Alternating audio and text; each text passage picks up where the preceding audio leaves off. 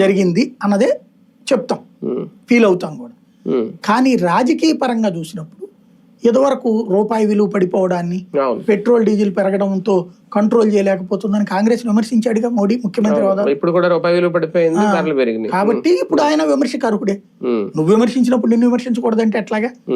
But ఆ రోజునకి ఇలాంటి యుద్ధాలు లేకుండా పెరిగింది, ఇప్పుడు యుద్ధాల కారణంగా పెరిగింది. అదొక్కటి మనం ఎడ్యుకేటెడ్ గా ఆలోచిస్తే అర్థమైంది. అంటే దీన్ని చూసుకునే ఆర్థికంగా పతనం అయిపోతుంది దేశం అని కాంగ్రెస్ చేసే విమర్శ ఎంతవరకు కరెక్ట్?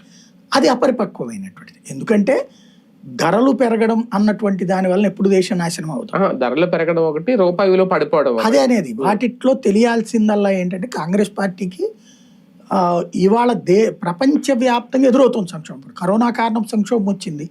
కరోనా తర్వాత ప్రపంచం ఇంతవరకు కోలుకోలే, 1 by 1 దెబ్బ పడతానే ఉంది. కరోనా టైంలో ఆర్థిక వ్యవస్థలు చిన్నభిన్నమైంది. కరోనా ఎండింగ్ టైంలో యుద్ధం బిగిన్ అయిపోయింది, రష్యా ఉక్రెయిన్ యుద్ధం. దానివల్ల సంక్షోభం ఫేస్ చేసాం.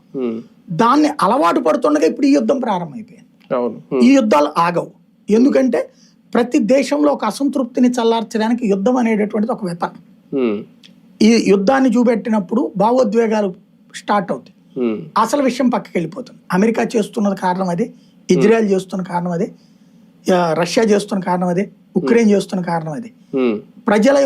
ప్రజల్ని సంతృప్తి పరచలేరు. ఎందుకంటే ఇదివరకటి రోజుల్లో